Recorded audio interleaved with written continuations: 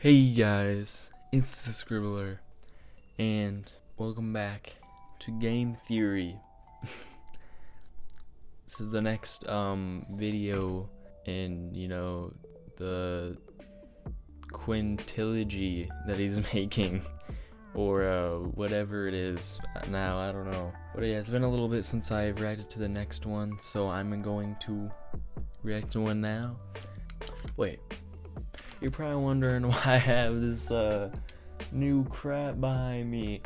You know, that typical YouTuber foam padding. But I didn't just recently get this. This has been in this exact same spot in my room for 3 years probably now. I mean, I did cover I did put some up, but yeah. Show my little window. Have that crap showing, but getting a little off topic here. Yes, my desk has been in front of this, in the corner right here, and these have been behind my desk for 3 years. So I don't know how freaking stable these things are right now, but yeah, I just think it looks better. I always am having trouble with my background, so. Or maybe in the future I'll go back to something better, but for now I think this will do just fine, and also it will stop people from hearing me record my videos a little bit better. So I'm officially a YouTuber now because I have the foam pads in the background. Here's a mini theory to start things off. Endermites. What are they? Okay, they're the smallest hostile mob in the game, and they're one of the very few creatures to possess the moniker of Ender. But to me, the weirdest detail about them is that they don't get along with the Enderman. When confronted with each other, they just... He already has something going on right in the beginning. It's a detail to include, since so many of the other spawns in the end aren't hostile. I haven't even seen Endermites that much. Now, consider this. What if Endermites are actually silverfish? The obnoxious little gray bugs that bother you up in the overworld. What if Endermites are just silverfish who went through an end portal, or ate themselves a bunch of chorus fruit when they were out there in the end, or whatever? The proof here is that actually actually makes a lot of sense. Cue up the checklist. Point number 1, both Endermites and silverfish are small. In fact, they're both so small that they'll He's already starting out with a really good point right now. Depths of soul sand. Because the silverfish do spawn right next to the portals. Sort of thing happens. Speaking of their size, not only are they both small, technically speaking, they're exactly the same size. According to Minecraft Gamepedia, both creatures are 0.3 blocks tall and 0.4 blocks wide. In fact, their so eggs don't look that the different. design of the Endermites was just that of silverfish. You can just see it right here on screen right now. The design was eventually changed during Java Edition 1.8, but for a while there, the two looks a lot better. Almost identical. The now, I know what you're silverfish thinking. model? That just means that they're recolored assets. It doesn't necessarily make them the same creature, but think again. To understand exactly why, we need to look at the enchantment Bane of Arthropods. If we're being honest, Bane of Arthropods is pretty lame as far as enchantments go. Sure, it increases your attack damage, but it only works when fighting against one of 4 very specific mobs in the game, and 2 of those mobs are spiders. So 50% are supposedly diverse creatures in this universe, and those 2 happen to be silverfish and endermites. I didn't even know Bane of Arthropods that at the very least, they're in the same taxonomic phylum. AP Biology, what? But here's the kicker. The only way to get to the end is through portals that are hidden in strongholds deep underground, right? No big surprise there. But look into how strongholds are generated, and you notice something interesting. They always have to have a portal room. That makes sense, since they're the primary place that you find the portal to the end game. But the 2 features required of that portal room, obviously the portal, but also a silverfish spawner. Ladies and gentlemen, I don't know about you, but this to me reads like the criminals returning to the scene of the crime. So, why don't Endermen and Endermites get along? Well, if my last theory was correct about Endermen being an ancient race of builders, then one of their old foes would have been the silverfish. Because they're freaking silverfish annoying. were in the perfect position to leap through end portals at the same time as these ancient builders. And so now, hundreds of generations and one end portal later, that battle is still being waged. New names, new faces, same old enemies. But hey, that's just a theory. A mini theory! And I'm just getting started. Okay. Hello, Internet. Welcome to... That was an interesting theory. I hope you guys enjoy. But yeah. Game Theory, the show that, yes, that was does interesting. Indeed still talk about games, and not just why. But I'm here for that main course. Or why claiming video games causing violence is short-sighted. The reason I call out both those episodes, by the way, is that both of them underperformed. One even got itself demonetized, but they're, in my honest opinion, two of the most important episodes that we've ever done on the channel. So if you happen to miss either one of those, which there's a high likelihood that you did, please give them a watch. I think I watched the ninja one. At the upper right corner of the screen, that old iCard. Put that YouTube feature to use. But today we're not talking about those episodes. Instead, I'm looking to build on another theory, one that you all seem to like, one that Wait, was he wearing a wig?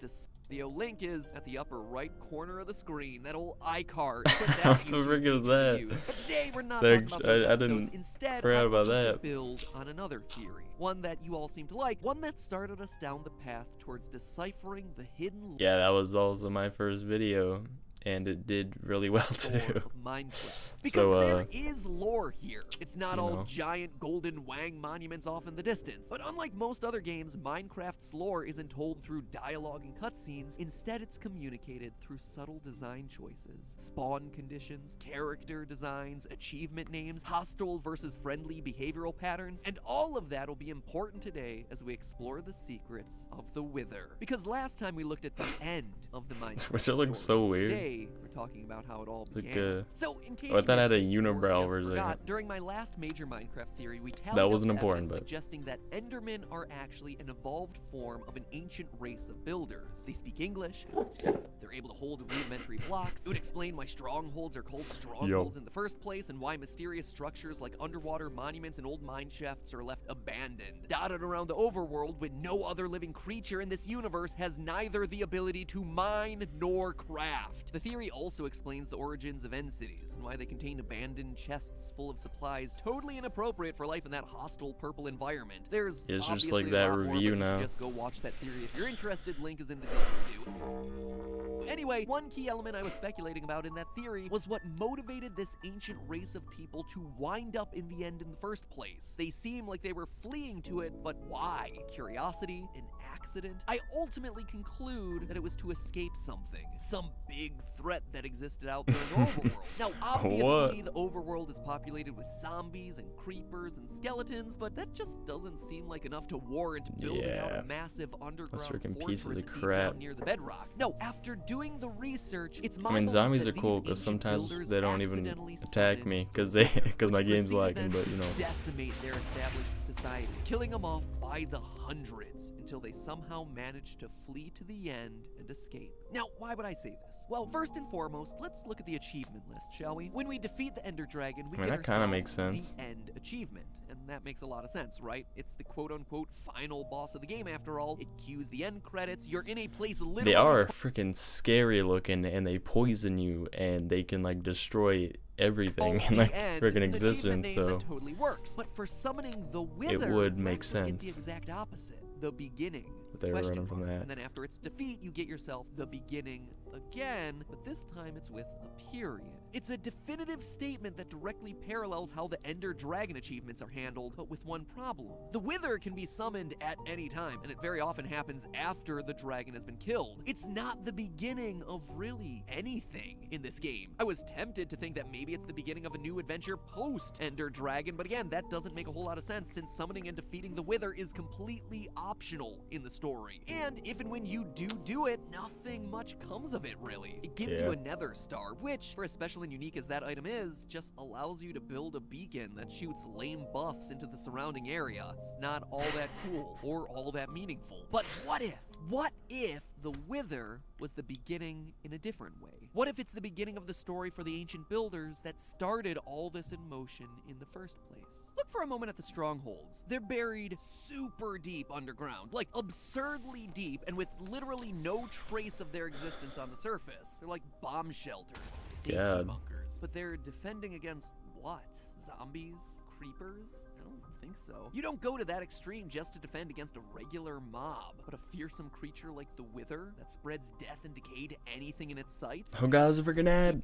Especially since we know that the Wither flies and also destroys any block that it touches. Your best way to avoid a creature like this is going to be by digging down, far below where it can reasonably follow. Exactly what we find with the stronghold placement. In fact, it would explain why the only remaining structures from these ancient builders on the surface of the overworld are underwater monuments, underground mine shafts, and secluded desert temples. They're the only structures that the Wither wasn't likely to touch and immediately destroy. And on that note, what's the key feature that exists inside of a stronghold? Well, it's a portal to the end. Now, we just established that the Wither can destroy almost any block that it touches. Almost any block being the operative word there. There are very few exceptions to things that it can destroy. Those exceptions include bedrock, command blocks, extended pistons, and portal blocks and end. Or you know, if you play that Minecraft story mode, society is being decimated and they can merge with the command block. Bunker, running away from this terrible beast that destroys everything it touches. I'm making sure that I'm building that last ditch escape effort using supplies that are going to be Wither proof. We also can be sure that the Wither was known by the ancient builders. If you look closely at the chiseled red sandstone that was used as decorations in ancient buildings like desert temples and underwater ruins, you'll notice a hieroglyphic that clearly depicts the Wither. Straight body, three skeletal heads. So whoever created these structures in the first place certainly knew that this thing existed. But how? Or maybe more importantly, why? Why would anyone intentionally try to summon this thing in the first place? Well, let's look at how it's built, shall we? The Wither requires two very interesting ingredients. If you want to get the beacon buff, you know. Soul sand. Found throughout the Nether. Sand that's relatively unremarkable in every way. Oh yeah, except for it being composed of the souls of the damned. It's well known at this point that if you look at the pattern on soul sand close enough, you'll notice screaming that's one little thing that it has in it. Sucked down a bit when you're walking across. I actually never really thought about that. Souls are pulling you down into them, violently getting you to join them. Yes, ladies and gentlemen, this is me talking about Minecraft. Kid-friendly, brand approved. So ingredient number one. I guess that would be a reason why it makes you go slower. Secondly, you need 3 withered skeleton heads. But why these particular heads and not just any skeleton head? Well, to understand that, we need to find out what makes the wither skeleton so different from its brethren. You see, wither skeletons are exclusive to Nether fortresses. This is worth noting because think about how crazy really this annoying. is. We're basically in Minecraft's equivalent of HE double toothpicks, a world of ghasts and blazes, where everything is set on fire and nothing can build. Heck, yeah, the wither is basically just like don't even have arms, and yet somehow the there are Nether fortresses here that are boss, being supervised basically, by large cursed skeletons. Fortresses, mind you, that contain chests full of gold and diamonds and iron, saddles and horse armor, all materials that aren't found down in the Nether naturally, supplies that had to have been brought down there and left by the original people who constructed these things in the first place. The End City chests. That theory works for the Nether too, where they built those things. Same sorts of loot, iron and gold and diamonds and horse armor and saddles. That's almost like it's the same people carrying their major supplies from place to place. So using this information, let me tell you a little story. An ancient race of builders descends into the Nether to harvest its resources. They construct fortresses down there to defend against the hostile environment and store their supplies. But over time, as is natural, some of their ranks die. The Nether is a dangerous and violent environment after all. So they bury their dead in the ground, but they don't realize that this place works differently than the overworld they're used to. What little soft ground there is actually sucks the soul out of the dead bodies, giving rise to soul sand, and leaving these bodies as just an undead husk of what they once were. It produces it's a pretty good theory. An aggressive, charred group of bones that, as an undead, lives on to complete the purpose it was given when it was alive. Defend its fortress. Seeing all this, the Ancient Ones start to piece together an idea. If soul sand does indeed contain lost souls, and somehow gives rise to the skeletons of the dead, maybe there's a way to combine the two, and bring their dead friends back to life. These builders were a proud people. I mean, they were builders, after all. Whatever they dreamed came into being from their very hands. They had conquered the earth, they had conquered the realms of heck. Now they would conquer the one thing impossible to any man: death. They would build life itself.